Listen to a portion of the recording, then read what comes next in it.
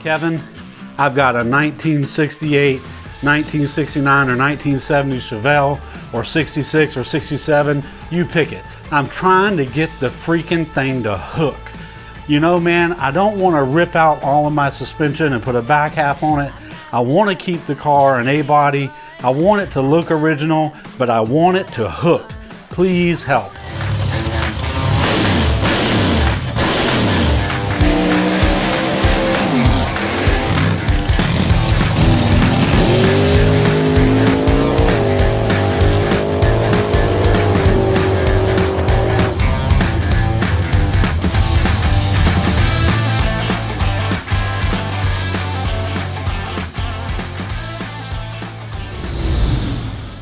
Hey, welcome back to Kevin Wilson SBC. We're going to focus on all of the requests that I have gotten for the Gen 1 and Gen 2 64 to 72 A-body Chevelles. But this applies to a lot more than just Chevelles. We can apply these same principles to the B bodies, and we can definitely apply these same principles to the G bodies. Now let's lay some groundwork about the A-body suspensions. On this chalkboard, this line is going to be our anti-squat line when we are ready to talk about that.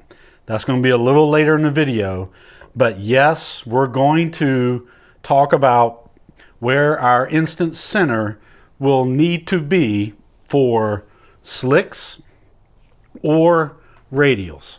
We're going to cover that after we go through some basics. I am not an artist, and these are not to scale, but these are important drawings for us to understand. Remember, 64 to 72 A-bodies, all my Chevelle people out there, and yes, I realize there are a lot more than just Chevelles. However, this picture is showing you from looking down at the top of the rear end in the front of the car this way. What we have are two lower control arms off the rear end out towards the outboard side of the rear end. And then we have two shorter upper triangulated 4-link bars that go from the rear end to the chassis. So these are chassis mounts. These are rear end mounts. Okay, so check this out. We have a triangulated 4-link with shorter upper bars. I love the shorter upper bars because I did a video on why an unequal length shorter upper bar 4-link is so advantageous for especially no prep. Let's move our attention over to this drawing on the right side of the board. This drawing is showing you from the factory ride height, the 4-link geometry of what this looks like. Take a look at this picture that I've put on the board from the 4-link Wizard software and tell me where the instant center is on this 4-link setup. You guessed it. You guessed it. You guessed it. There is no intersect point. There is no intersect point on the 4-link bars as GM set these cars up. Okay, maybe I'm exaggerating a little bit. Maybe they eventually intersect probably about 24 or 25 feet out in front of the car. In this drawing, I'm trying to illustrate that pretty much the 4 links are set up doggone near parallel to each other, which is not going to work for getting your A-body to hook. Promise you, it's not going to hook. I don't care what you do to the front end, you're not going to have optimum traffic.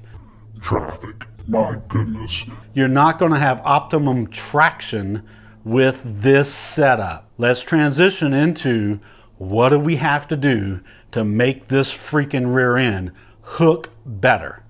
I want to walk through how we approach these cars for drag racing with the stock style suspension. Having said that, that doesn't mean that you're going to hear me say with the factory control arms, upper and lower, and braces and springs, original OEM equipment, what came on your Gen 1 or Gen 2 A-body, we have to address that. The very first thing I want to address about your Gen 1 or Gen 2 is the rear end. It is very important that if you're running a 10-bolt rear end, I'm just going to tell you straight up, I highly recommend you consider going to the 12-bolt. However, if you're going to change rear ends, I would definitely consider going with the Currie Ford 9-inch for the A-body. If budget is a factor, I highly recommend that you at least get an A-body 12-bolt. If you've got a 64 to 72 10-bolt, that's your weak link at this point. I'm going to want a true posi in the rear end. If this is a street strip car, true posi. If you're trailering the car, I want a spool. I want full drag racing components. That's what I want. But I understand you have to do what you have to do for your car. But I definitely, we need a 12 bolt. We need a posi. Please install C-clip eliminators. Please do not just rely on the C-clips to keep your axles in. You're playing with fire. On the A-body frames, these frames have many years on them. We're talking 50 to 55, 56, 57-year-old metal. These metals are weaker than what we have today. So I'm just going to tell you right now, the frames could use some boxing. They can use some strengthening, especially around the critical rear chassis mount points, especially. I get asked this question a lot. And the question is, Kevin, should I run a rear anti-roll bar?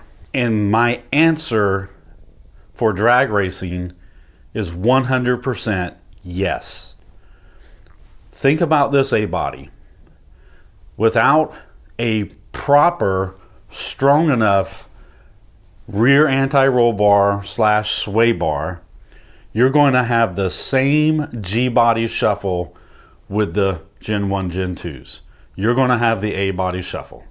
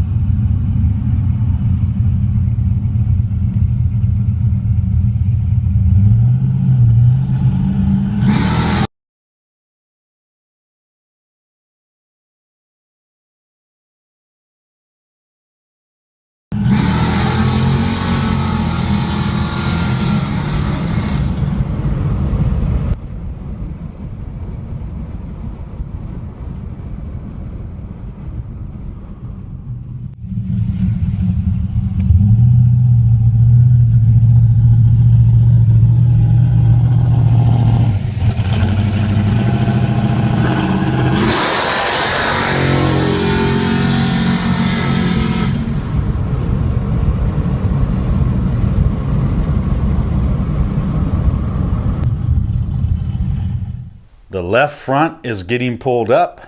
The right rear is getting driven down. The left rear slick or radial is actually trying to be pulled up off the track, while the right front is getting shoved down to the track. That's not an effective launch.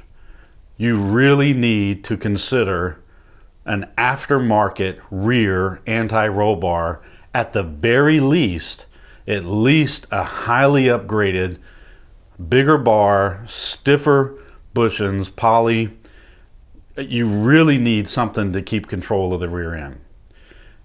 You will chase a rabbit trying to not have a rear anti-roll bar. People think the G-body shuffle is so cool to see. Just like Willys, they're cool to see, but they don't win races. and you're losing time, you're losing momentum, you're losing the race. Yes, you need an anti-roll bar on the rear, and it needs to be able to support your power levels. I generally defer to the weld-in options above or below the rear end. I don't care. I just want a strong rear anti-roll bar on your Gen 1, Gen 2 A bodies. It is necessary to effectively launch your car at the track. Whenever you set up your A body for the track, if you're running the factory lower and upper rear torque boxes, the angles, like we talked about the other day on these bars, are not ideal. As a matter of fact, we had a 66 Chevelle SS 396 4-speed car in the shop over the weekend. And I've got some video. Here it is. Here's some pictures of it. And this is I was just thrilled to be able to lay my hands on an original 66 SS 396 4-speed car, Chevelle. And I was able, the owner agreed, and I've got the owner's YouTube channel in the link below. He's working on getting more content out there. So you guys please go out and check out his YouTube page. The owner agreed for me to take all these pictures and take some video so that we could see a 66 SS big block 4-speed car and see some of these upper and lower control arms. Now this Chevelle has been lowered in the rear. Why most people do that is to get some better angle on this upper chassis mount. So when we lower the chassis, we bring this down, but unfortunately this one comes with it. Now lowering the chassis is a must-do in the rear to get this chassis torque box down. We need some downhill bar angle on this top bar. Ideally, we have access to some fabrication, and I'm going to show you a G-body kit from Marilat Racing. Oh my gosh, I'm going to put it on the screen now. Look at this, guys. Now this is spec'd out for a G-body, but I bet with some effort, we might be able to either work with Marilat Racing or work with a local fabricator and make it work here. These torque boxes, I'm gonna be straight up with you. If you're wanting to take your car out and drag race, especially if you want to put a radial on it, those OEM factory torque boxes need to go. If you can't do that, we've got to get the chassis lowered, but that creates a problem for the lower control arm. Let's don't go there yet. We're going to talk about how to fix that in a minute. But while you're doing all of this work, and while you have these flimsy pieces of junk out and thrown in the trash, well, don't throw them in the trash just yet. But while you're in here, this would be the time to reinforce these torque boxes, plate them, double wall them, whatever you got to do. Get them welded, get them supported, get them braced up. If you have the braces, if you have the brace that runs to these torque boxes, we're going to put aftermarket braces there. But this is the time to strengthen these torque boxes up. These torque boxes were not intended to launch a radio car. These torque boxes were not intended to launch a drag slick car. They weren't intended for it. Whenever you start laying down 6, 7, 800 or more horsepower, and you start sticking the rear end, that's when stuff breaks. That's when stuff breaks. If you have weak components on the chassis or the rear end, spinning is winning on the budget. The minute you began to hook, then this stuff begins to break. We need to lower the chassis to get this down. If I'm going to take the time to weld and plate and reinforce these items, then I would likely have someone help me fabricate some holes that give me some mounting points down here. I want some downhill bar angle here. Okay, I want that bar going down. Kevin, how much do you want it to go down? Give me at least 10 to 12 degrees if you can get it. If not, give me what you can get. Now, I'm not talking about no freaking 45, 50 degree downhill bar angle, okay, guys? But I am talking about give me 10, give me 15. And if you can get that with some fabrication, then give me some options to take the bar back up a little bit. I want to take a minute and talk about hardware. Absolutely made in the USA fasteners. I can't stress that enough. And what am I shooting for as a minimum? I'm shooting as a minimum, I want grade 8. However, like on the Power Glide transmission that I got from Lightning Glide, Anton, we have a NAS input shaft. If you have the budget, now listen, we're not made of money. You're not made of money. However, there are some areas I'm not going to go cheap on. And these bars, the heim joints, and the bolts that are going to secure all this are saving my life and the life of whoever I'm racing. Grade 8 as a minimum. However, if you can afford it, go with NAS technology. And I'm going to put this on, I got a picture on the screen, and 10 Soldiers Race Cars sells this. I'm sure other places sell this. I'm not a metallurgist. I'm not even going to try to explain the difference. But I know NAS on the 4-link hardware is highly recommended, even over grade 8. Please, Lord, nothing less than grade 8. Please, no foreign made stuff.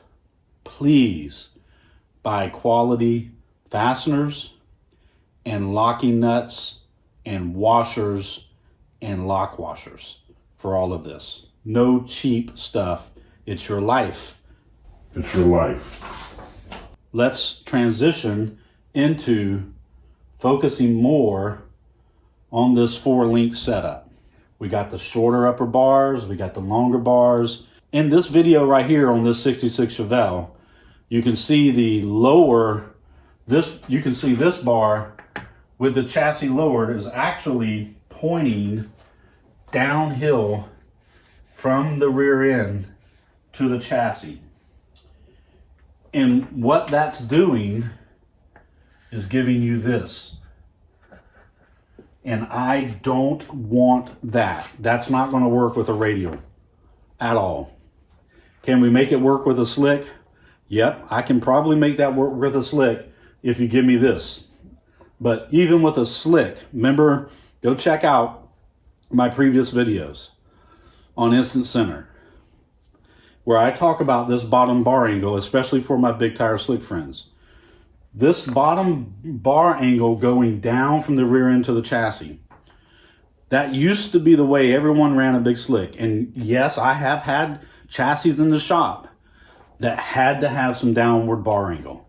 It's just every car is unique based on the distance from the motor plate to the center line of the axles, weight placement, weight distribution front to rear.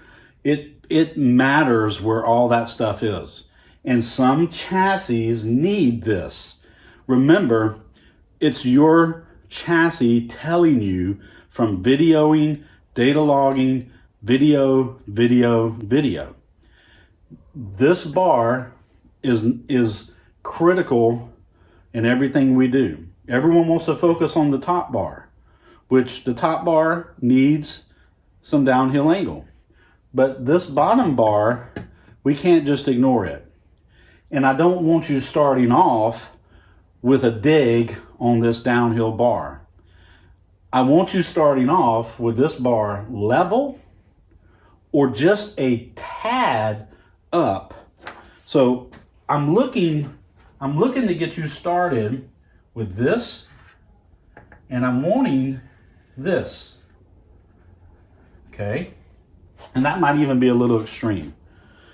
I want about 1 degree up. Very minimum, I want 0 degrees. I want the bar level. Now here's how you're going to do that. You're going to do that.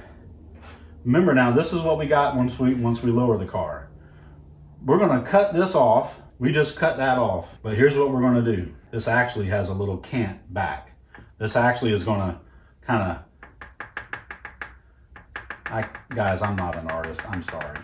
This lower bracket actually is going to be canted back just a hair.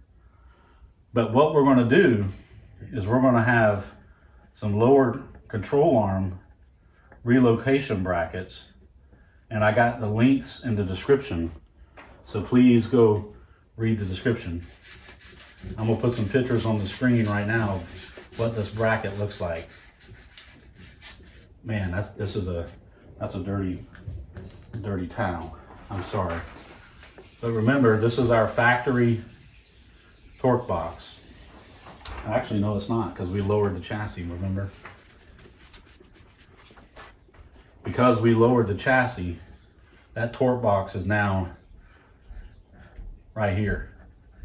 Remember, we had this downhill angle, but with this lower control arm weld in. Okay, yep, there's a bolt-in option. If you're going to use the bolt-in option, guys, bolt it in and then weld it. But here's what we get. We get some options now, and some of them are staggered. Some of them have holes in between. Now, I have the option to get my bar angle in. Level with the ground or just a tad uphill.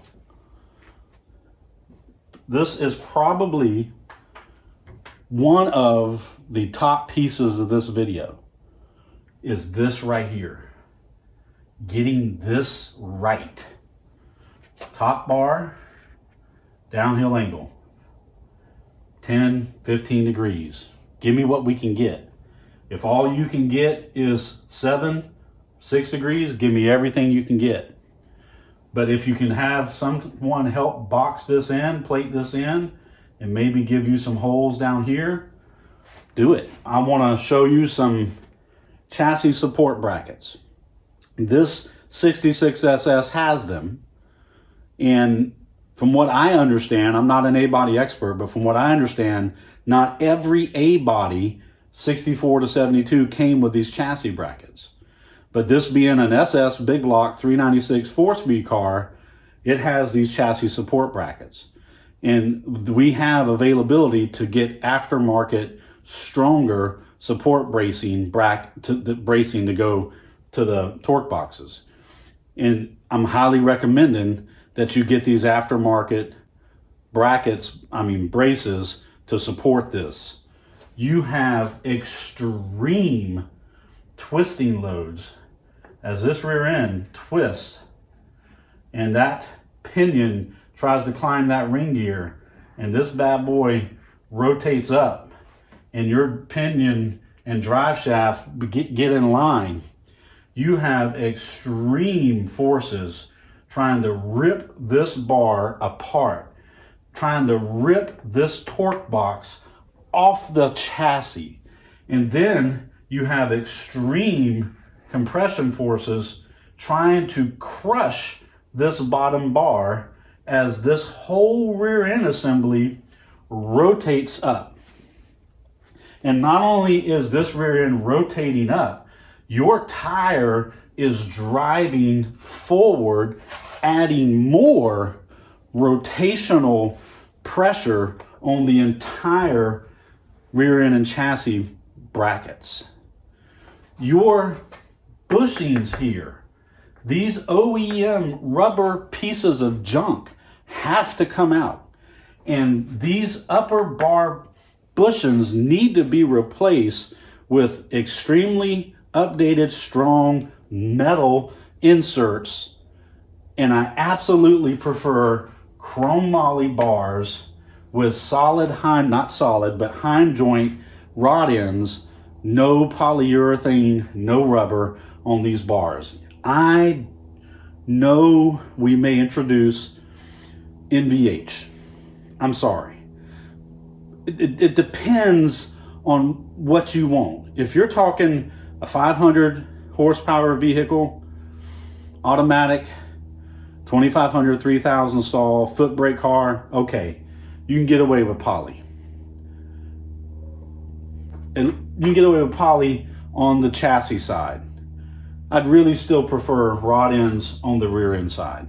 But let's say you got a 500 horsepower big block 4-speed car, I would have rod ends all the way around. That's just me. But here are some lower control arm relocation brackets. I'm gonna put these on the screen. You got some Umis or Umais. I don't know how to pronounce stuff. Guys, I'm still recovering, and I'm gonna tell you right now, sometimes my brain just does things that I can't figure out. And y'all forgive me, but I may say things weird, or I may even have some bloopers, but y'all forgive me. I'll get it right. Here are some TRZ Motorsport brackets. I'm not represented by any of these companies, but I can tell you TRZ Motorsports make excellent products. We've had their stuff in our shop. Tin Soldier race cars, excellent products. Marilat Racing, excellent products. It's just amazing what quality and workmanship these shops can put out. It is freaking amazing. Just straight up, the factory OEM lower control arm, OEM upper control arm, and the factory lower control arm mount on the rear end need to go. The OEM factory rubber bushing installed in the eyelets of the rear end for the upper bars need to go. That stuff's got to come out. These torque boxes, as we call them, need to be reinforced, either plated, whatever. That Marilat Racing G-Body kit includes the uppers, the lowers, and the uppers have holes for adjustment. I haven't talked to Marilat Racing, but I'm probably going to be catching up with Marty here soon. And one of the things on my list is, hey Marty, can we see if the G-Body kit will fit an A-Body? I realize the G-Body is not exactly the same, but it's close. It's freaking close. The upper and lower control arms. I want more of a Pro Series control arm with rod ends like we've already beat. I beat that dead horse. I want chrome moly bars. I want thick wall. I want rod ends, right hand, left hand threads. I want to be able to adjust the pinion without having to unbolt my control arms and all that mess. Whenever you get and here's some pictures of the uppers, here's some pictures of the lowers. I got them on the screen right now. These are just options. I'm not trying to sell you any company stuff. I'm just giving you information. Look in the description. I'll have a bunch of links. You can go evaluate. You can talk to these people all day long.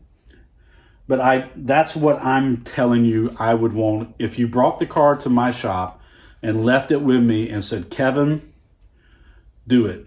Do it your way. This is what I would do.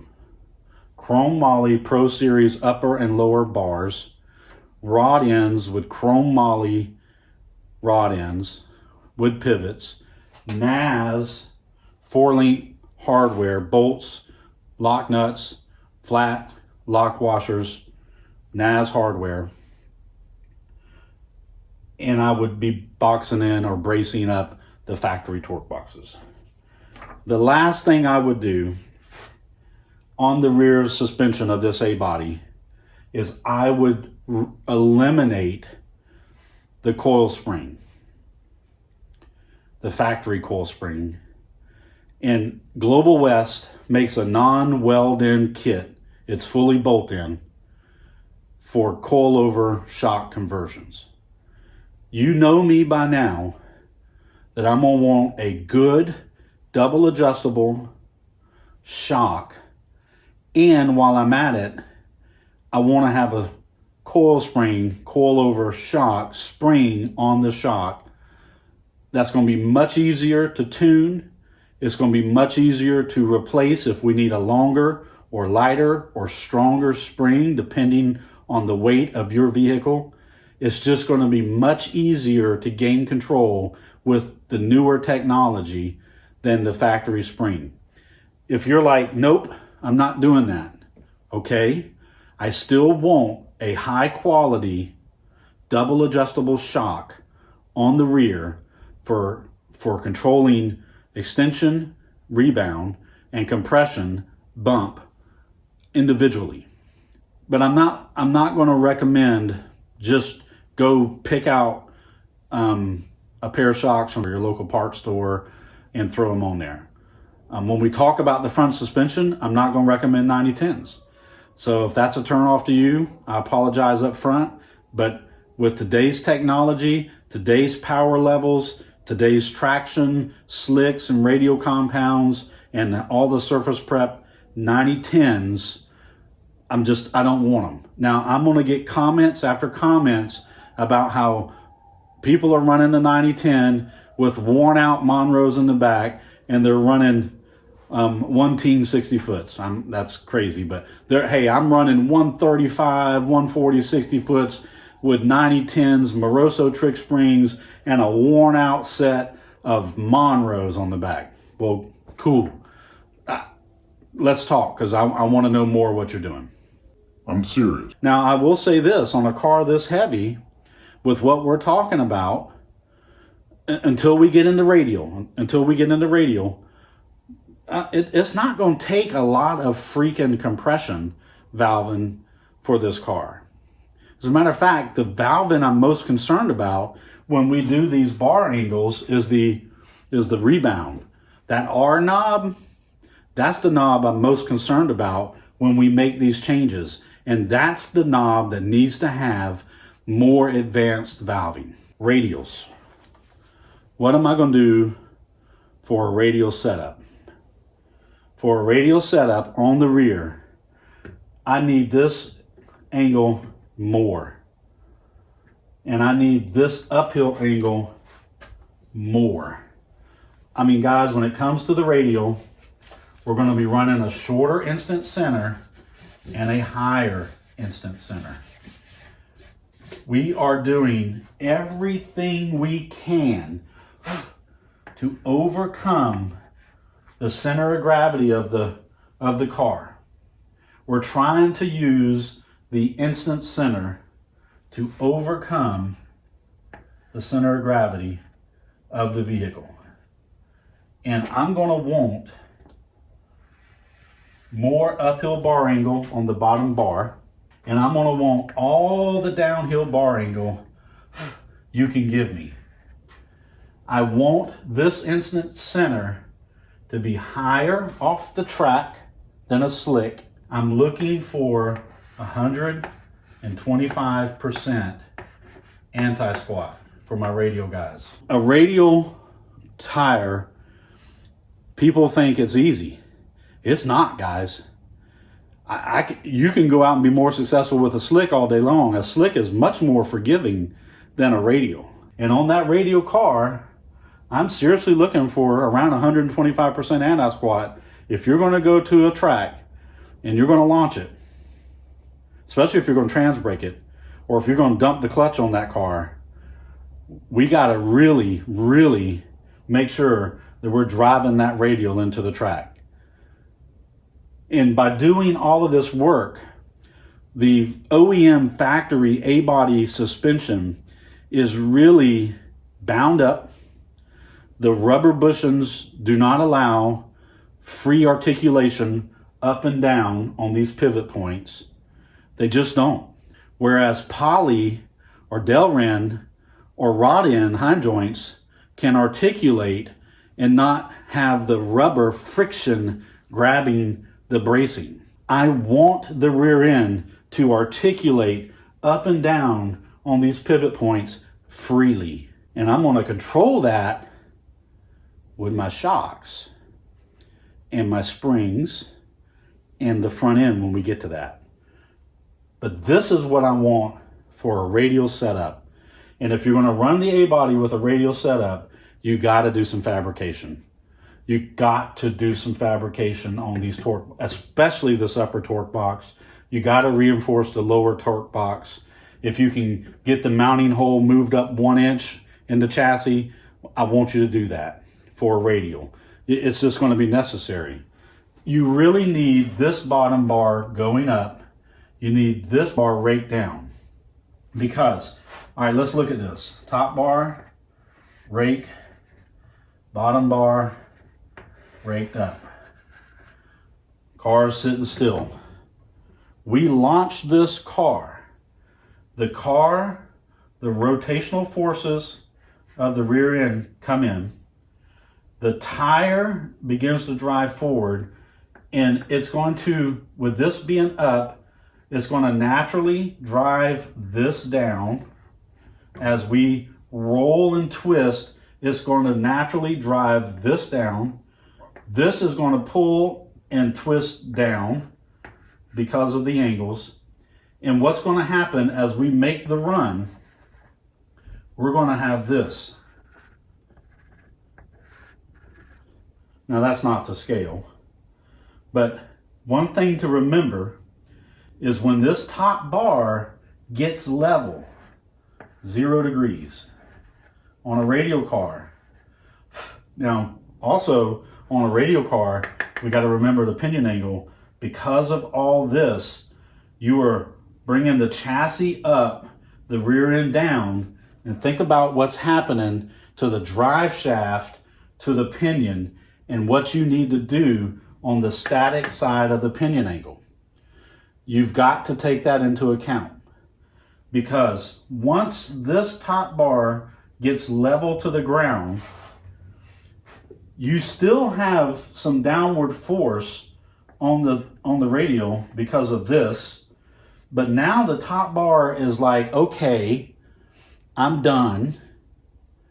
I really I got to my leverage point, and the bottom bar is what's still holding as long as we have this continuing to go up.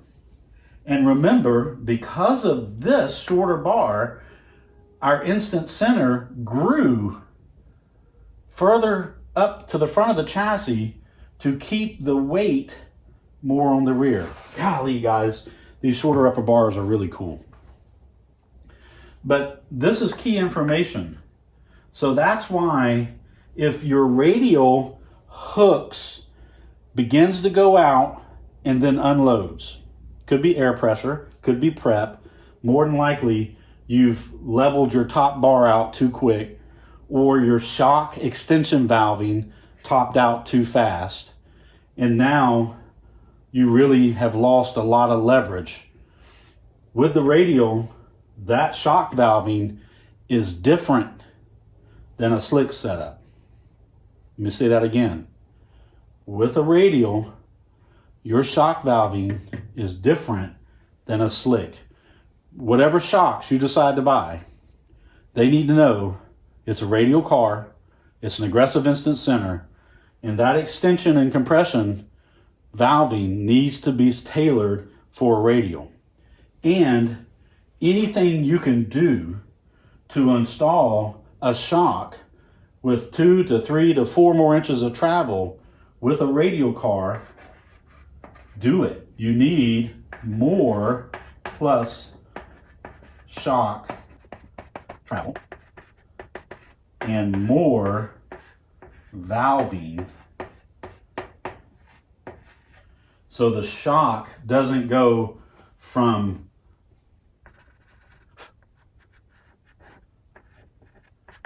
here to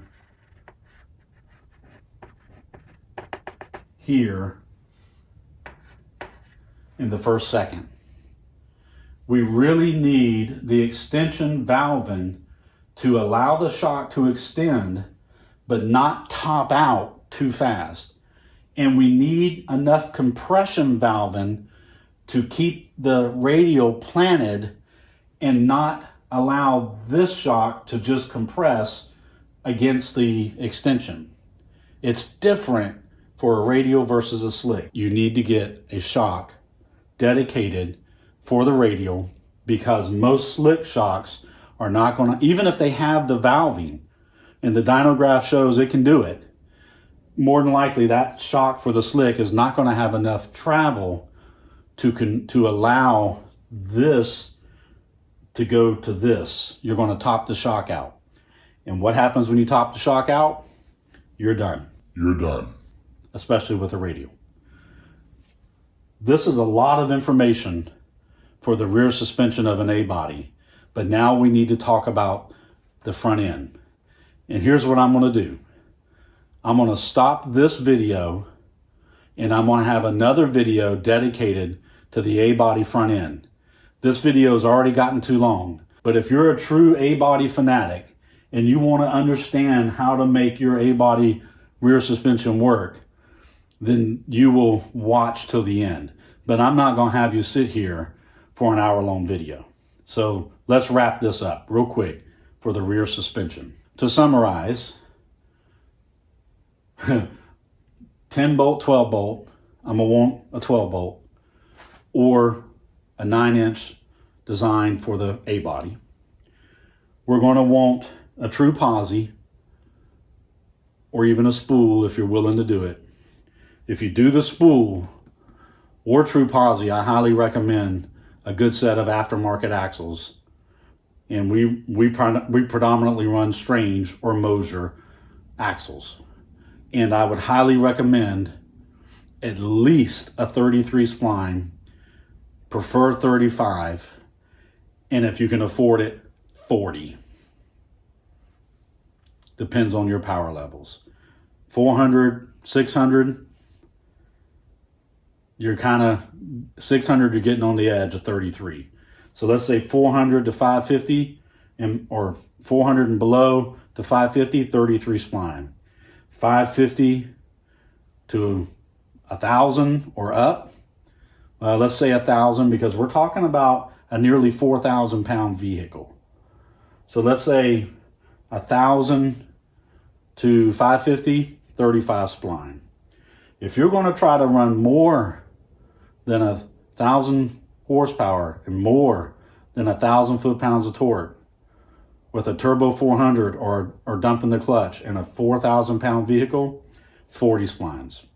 Just being straight up with you. We're going to have to lower the ride height, and that means we got to lower the front or have the front a little up. I don't mind a little up on the front. We're going to talk about that next video, but we got to lower the rear end. If you're going to just stay with the stock torque boxes, you got to lower the rear suspension to get these torque boxes down so that we have some downhill angle. That's going to screw up the angle on the lower control arm torque box. So that means you've got to go with lower control arm relocation brackets. And because you're a huge fan of my channel, you're going to make sure these are welded in and they're going to have a little cant back more than my drawing shows. We're going to reinforce the C-channel or channel chassis, the OEM chassis. You guys are heavily going to consider at least boxing in some key points and around anywhere there's extreme force on the front, the rear, and kind of some throughout the center. You don't have to box the entire thing in. We did on the 48 Ford, but you don't have to. But adding some boxing periodically along the chassis is better than none at all. We've talked about the lower control arms. We've talked about the chrome moly or or 4340 steel chassis support brackets. We've talked about these need to be chrome moly with rod ends. That's what I prefer. You can run poly on these if you're more street than you are strip, but I still prefer rod ends here. If you're running poly on the chassis, then we're probably going to be around 3 degrees of pinion working angle. If these are all chrome moly and these are all rod ends, then we're probably going to be around 2 to 2.5.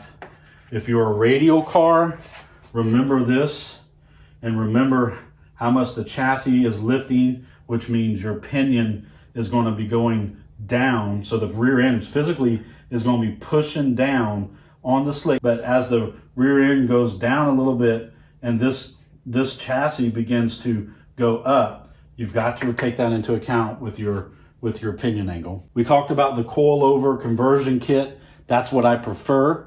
Very minimum, a good solid name brand. And I have shock videos. You can go look at my shock videos. You'll know very fast where I stand on that. But I want a good name brand shock valve for your car, double adjustable. I prefer the coilover conversion kit, very minimum. If you're going to run the stock style spring, with this going on, we're probably going to want a tad softer spring, which is going to help lower the chassis, and it's going to store a little more energy in the rear to allow some separation. And that's it. That's the rear suspension as I would attack it and how I would approach a Gen 1 or Gen 2 Chevelle for all my Chevelle guys out there. Once again, I know there's more than Chevelles, but the requests have been from Chevelle owners, so that's why I'm calling it a Chevelle. Hey, I hope this has helped you on the rear. Stay tuned. We will have a video focused on the front.